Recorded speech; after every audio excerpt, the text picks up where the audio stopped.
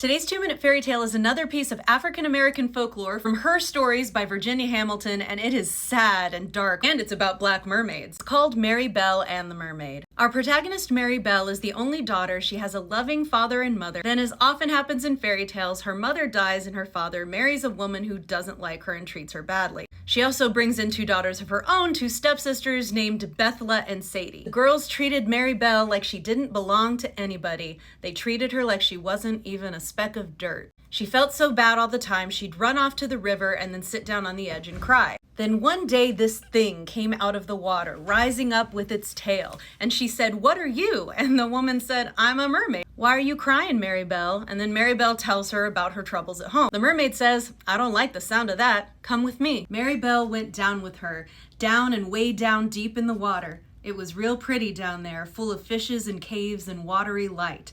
The mermaid gave Mary Belle something cool to drink and lots of food to eat. So she goes back up and goes back home. The next day again, she goes back. She calls to the mermaid saying, "Down, down to the deep and shady, pretty merlady, take me down." This time the mermaid gives her sugar and cream to drink, and when she goes home, she can't keep it to herself. She tells her whole family about this amazing thing. She takes the whole family there. The father tries to sing her up with the charm. It doesn't work. The stepsisters try. Finally, our girl does it, and the mermaid appears. She waved her tail up over her head. It was sparkly and golden. She wiggled it and beckoned them to come closer. Then the father took out a gun and shot the poor mermaid through her tail. She screamed and he shot her again, and she went back into the water. Mary Belle screamed and wept, and so the next day when she went back and called for the mermaid did not come back up. So Mary Belle walked out into the river and disappeared under the rippling waves. Gone was she, like the mermaid and like her mother. Gone, gone.